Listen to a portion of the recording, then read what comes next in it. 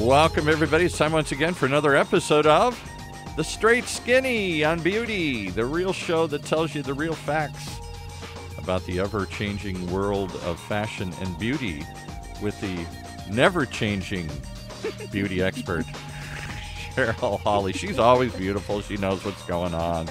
She's just always got it together here. The rest of us struggle here, but she always figures. And today, she's going to give you some tips. It's a solo episode here. Yes, it is. Hi, everyone. I'm Cheryl Hawley. I'm your host of Skinny on Beauty podcast. Thanks so much for tuning in today. I'm so excited to welcome you to another episode of Skinny on Beauty and talk to you today about 5 effective steps to creating social media reports. So I had a lot of feedback from you guys through DM and email asking about, social media reporting specifically, because now that influencer marketing is such a huge thing, everybody wants those metrics. And so we're going to be including those in the tips that I have for you today. Every company is now incorporating social media marketing into their regular marketing efforts. So it's part of the marketing team now. I've been seeing this shift happen over the last several years, and I've been happy to consult some of these larger brands on how to go about restructuring their marketing team so that social media is included. It is a very important part of marketing, and it's even more important to make sure that your efforts are not going unnoticed, which is why we have the tips for you today. Reports can help you understand what's driving clicks, what's bringing engagement, and what's working, what's not working. So the steps I have for you today are for creating regular reports, monthly reports, maybe even quarterly reports, whatever calls for your department to deliver. And there are several different categories that you can use for delivering reports other than this example in this comprehensive guide that I'm going to be providing for you today, like one-off reports, specific campaign reports. And we've got a jam-packed hour, so let's go ahead and jump right in to 5 steps to creating a social media report that will get you noticed. So step number 1 is present results that will be understood. So not everyone is going to understand what you do on social every day. I was actually just at lunch with my sister and a colleague of hers, and she, we were all talking over lunch, and she was trying to explain like what I did and the part of, podcasting and digital marketing and consulting and trying to put it all together. And I was just sitting back, watching the whole thing go down, and she finally looked at me and she was like, what do you do again? Can you explain it? And so it was very cute. And so if you have a family like mine, they won't always get it all. But every person is going to know a little bit about what you do, whether or not, they understand it. They'll know a little bit and be able to, engage with you on some type of conversation. But it is up to you to deliver effectively the communication through a reporting tool, and laying it out in a very easy and understandable way for the person that you're delivering the report to.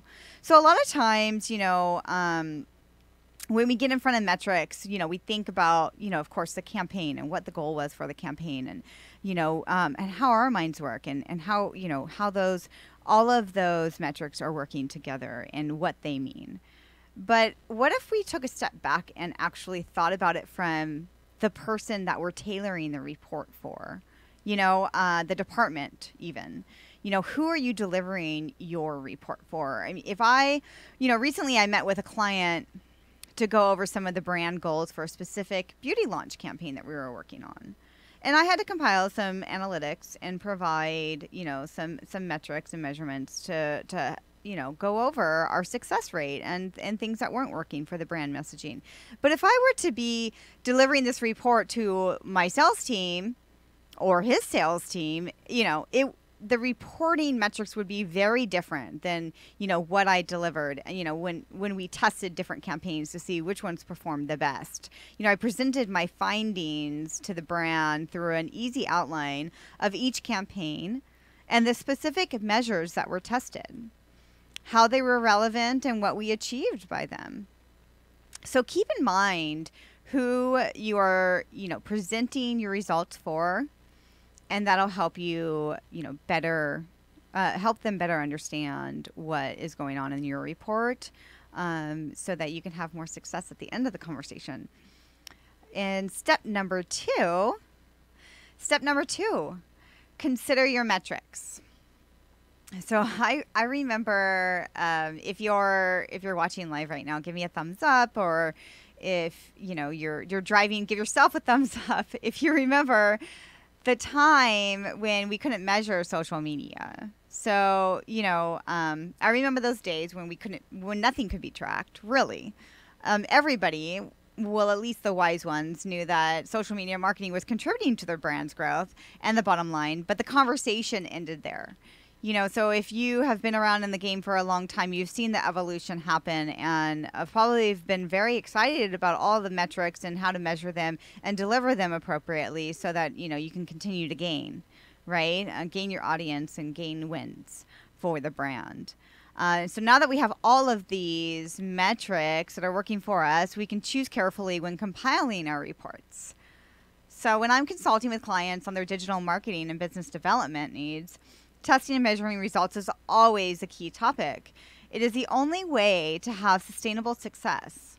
So I'm going to go over some of the metrics that you can include in your report, but given, what you do for a living, if you're a social media manager or an entrepreneur, just listening in to learn a little bit more how you can grow your own brand, your own presence online, and measure that.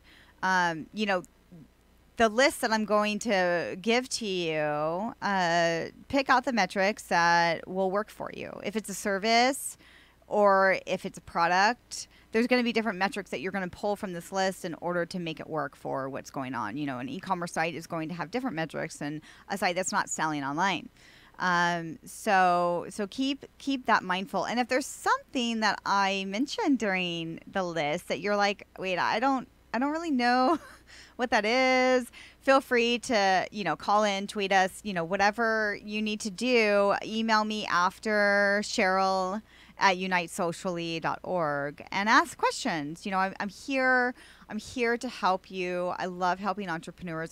I love helping even mass brands. That's what I do. I'm about partnering people together, collaborations, and meeting, aligning brands and influencers, social media strategy, all of those things. And so those questions that you give to me, I love to provide feedback. So don't feel shy. And if I don't get to your question during the live show today, then I'll definitely make sure to wrap it back around in the audio blog posts that we publish every time after we do a podcast live. So the list is leads. So one metric, these are the metric list, right? So these are the different metrics that you can measure when compiling your report. So one of them is leads. So visitors that may become customers, that's by definition a lead. Conversions, so leads that then become paying customers because they completed a conversion.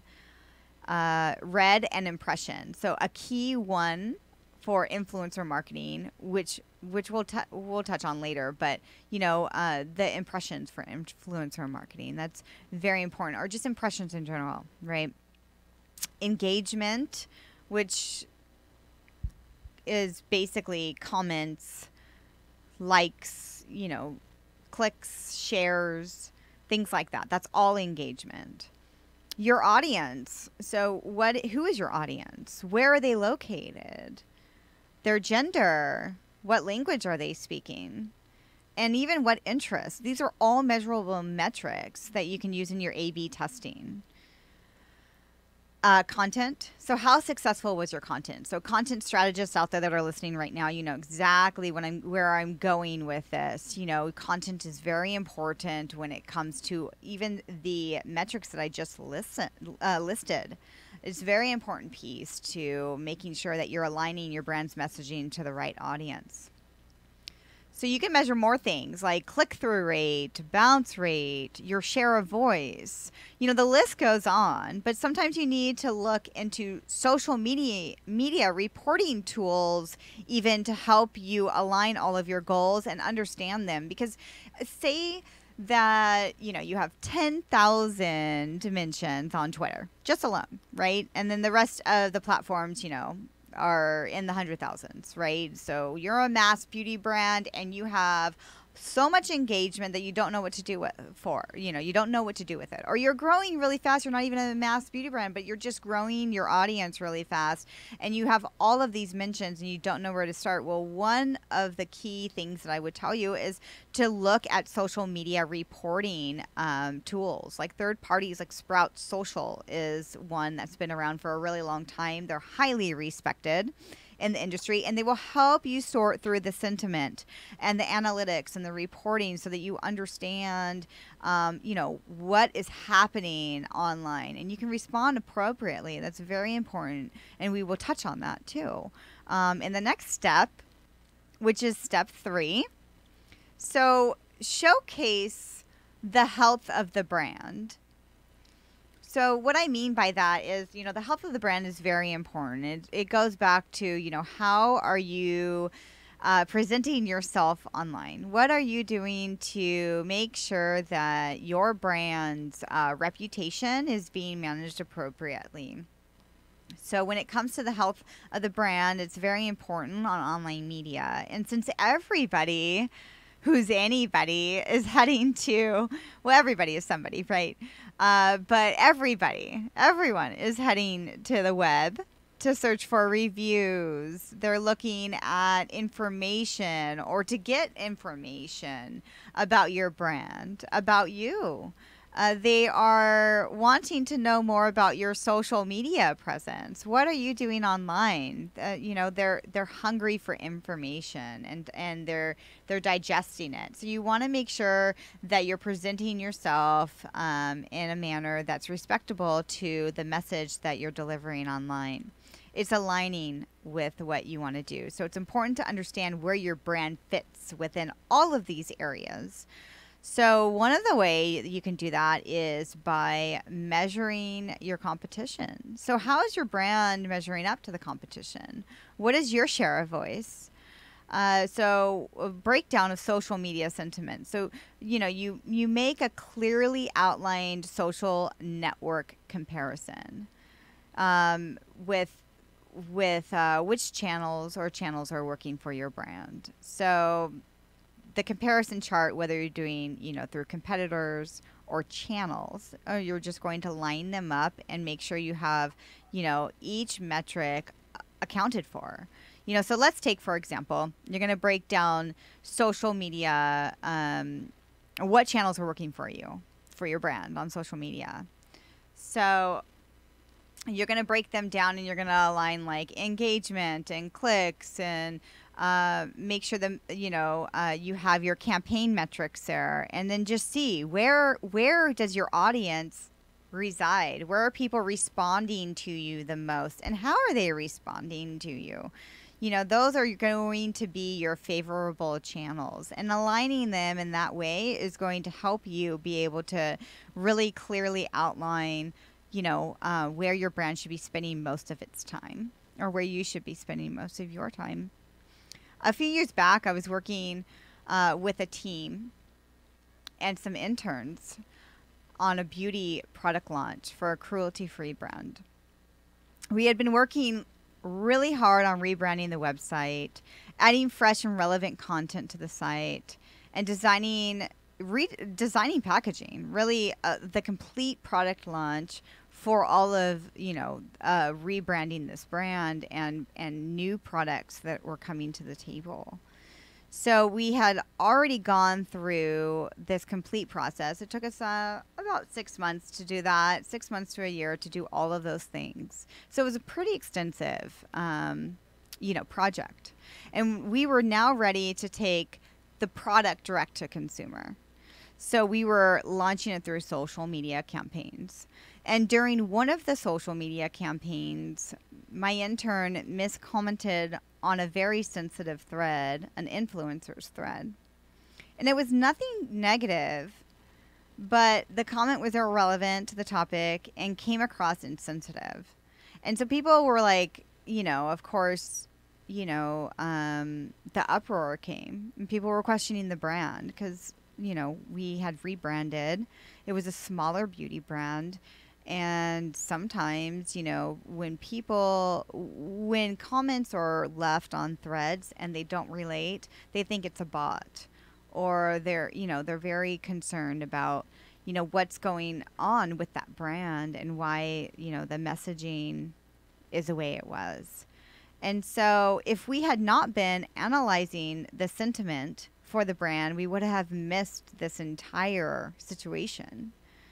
And since we were having a live person doing it and it wasn't a bot, that was a whole nother challenge to overcome, but we were able to, and we were fortunate enough to have the metric to be able to respond appropriately and amend our mistake publicly, which resulted in positive feedback from a very careless mistake.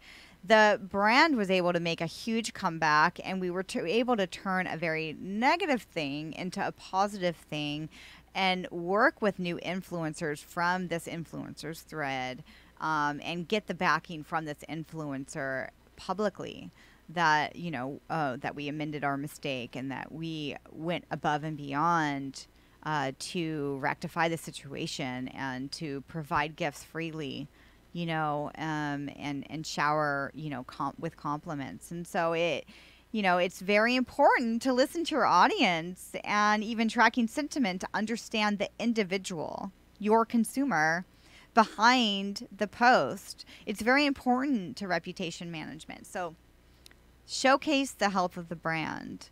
It's also important to reporting tools. Step number 4. Measure influencer partnerships. So this is what I was talking about online, during the press for this show, and also the idea that came from you guys with all of your questions of like, hey, what about these influencer metrics? Whether, I work with influencers and brands. And so, there's a lot of talk there with, not, if you're an influencer, you're building your own brand, right? And if you're a brand, you're working with, you're probably working with some influencers and wanting to understand their metrics and your partnership with them. So there are several ways to measure influencer marketing ROI. So for the purpose of this report, we will showcase the strength of the relationship with the influencer and the brand by choosing specific metrics and insights that you can use.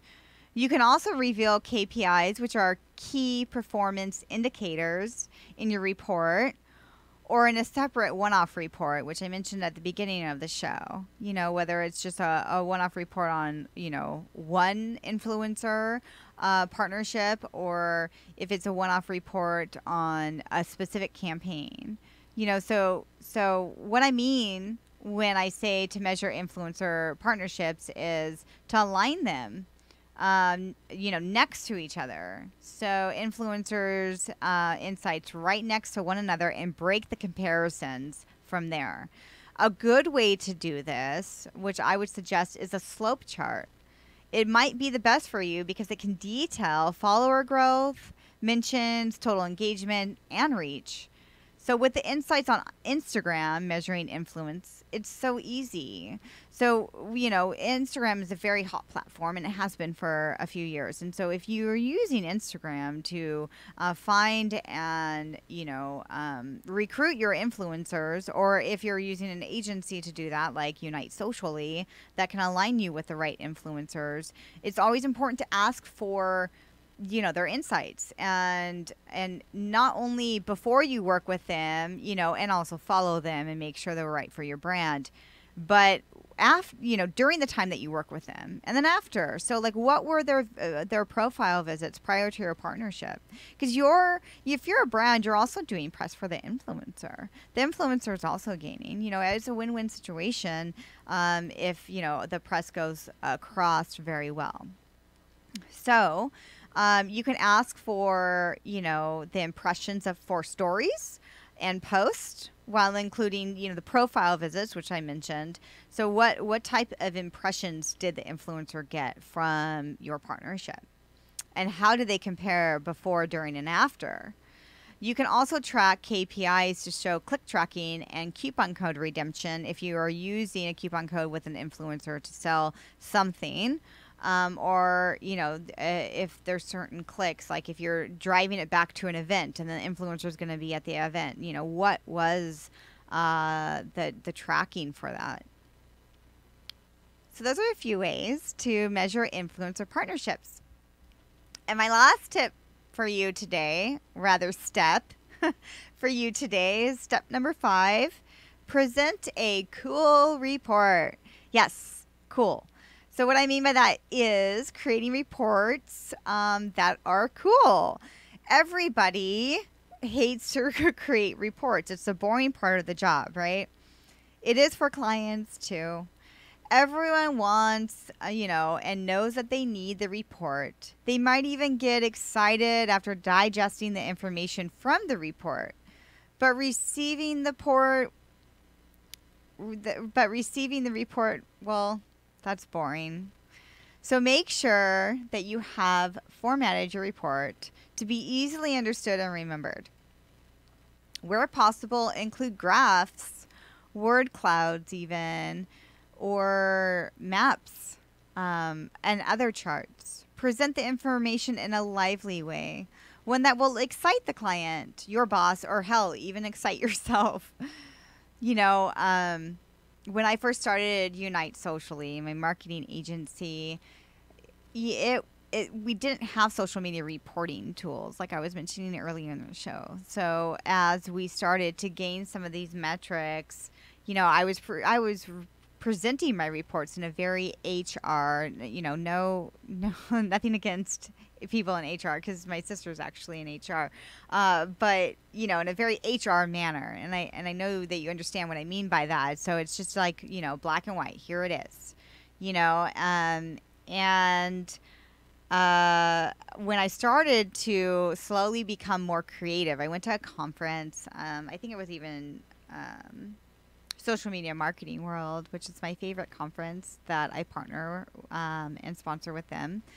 And I think that I was there and I listened to somebody speak at their conference that was talking about creating, reports that weren't boring.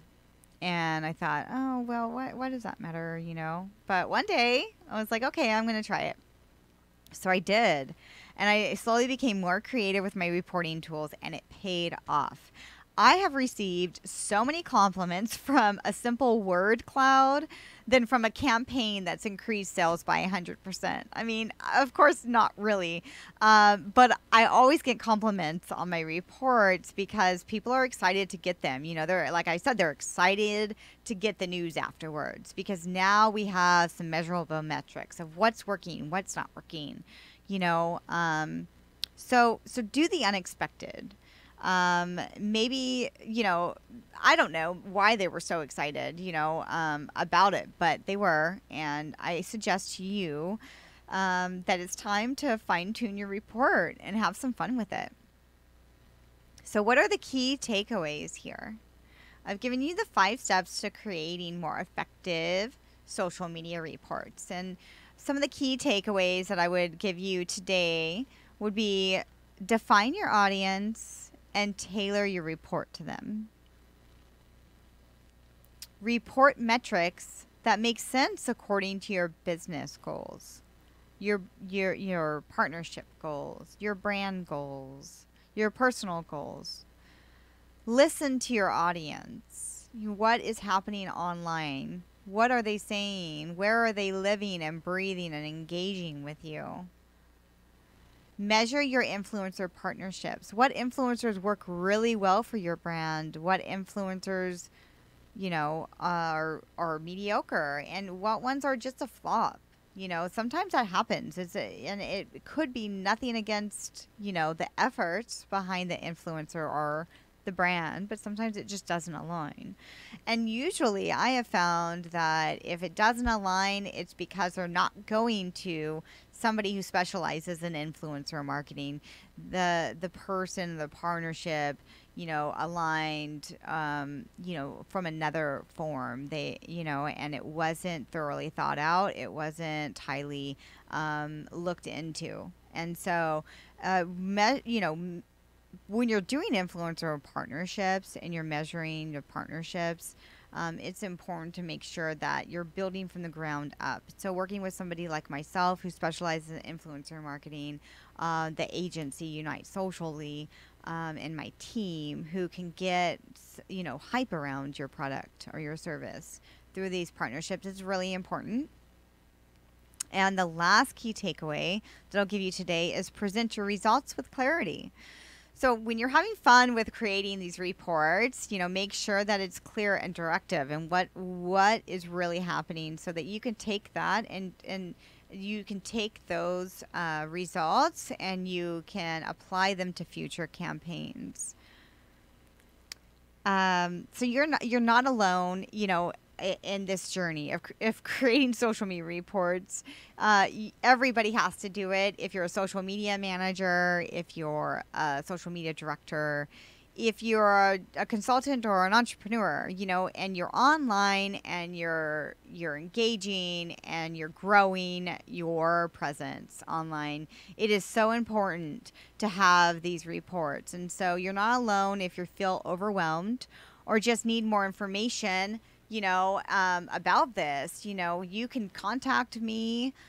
We do have a free tool that will help you with creating stunning reports that will impress your boss or your client. So you can email me at Cheryl, CHERYL, at unitesocially.org. You can hit, in the chat box right now if you're watching live and let me know that you would like to receive the report. DM me your information and I'm happy to send it over.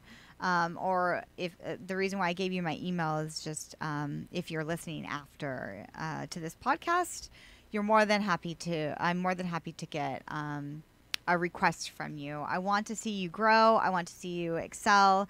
And that's why I'm here. That's why I create these content pieces for you guys. So this tool, it is a tool for easy reporting, and it's a template that's going to help you impress your boss to create stunning social media reports. So thank you so much for listening today. Before we do sign off, I know if you are following me and have been for a long time, you know that I love quotes. And so I end all of my shows with quotes. And so today is no different. I have some quotes that I love. So I brought two for you today. The first one is, I am all for conversation, but you need to have a message. Renee Blodgett said that, and I love that quote because it's so true. A lot of people, when they come to me and they've mismanaged their social media marketing efforts and they have not seen results from it, it's because their conversations are failing to deliver a message, a brand message, failing to deliver results, to gain, successes and have those conversions happen. So it's very important that your conversations have a point to them and you can loop them around in a soft selling manner to be able to win more trusted fans and consumers. The last quote, my second quote, is, social media is about sociology and psychology more than it is technology. Brian Solis said that. It's so true. Social media is more about tapping into a community and really understanding what is going on with your audience, who your target audience is and what they need, listening and engaging with them on a personal level, being human. not giving technology all of the success from your results. It really comes back down to, understanding marketing tactics, sociology, and psychology. So thank you all so much for listening. I do want to give a shout out for an event that we will be sponsoring. When I say Unite Socially, or we, I mean Unite Socially and Skinny on Beauty. Both brands will be at Babechella this year. So if you are part of the SoCal Blogger Babes, which we work with, or if you want to be part of them, definitely reach out. But we will be at Babechella this year, have a booth. It's June 30th, and it's in sunny Palm Springs. It's going to be all things boho. So it's just a great event that's going to have a lot of fun booths where you can get your makeup done. You can come by our booth and try in some funky trend-setting aprons if you're a hairstylist or makeup artist that'll really make you shine when you're working, conversation piece. You'll have a braid bar and just a lot of really fun things going on there, and a chance to network with other influencers. So if you're a brand or an influencer, this is a place to be this summer. It's Babechella, June 30th, Palm Springs. Come by our booth, say hi. And until next time, we will definitely have a show coming up here. And don't forget that you can tweet me at Skinny on Beauty if you want to be a guest on a show. Or you may also reach out for consultation with me for building your own beauty or health brand presence online. In addition to social media marketing and influencer services, management, and outreach at Unite Socially. Visit us on the web, which is unitesocially.org, or visit us and follow us online, which is at Unite Socially. Make sure to follow us at Skinny on Beauty for any entrepreneurial needs. That is our platform, our podcasting platform, and a platform where we really do a lot of collaborations with entrepreneurs around the world that are targeted for beauty, health, fashion, and fitness. Thank you so much for listening. Until next time, stay beautiful, Orange County.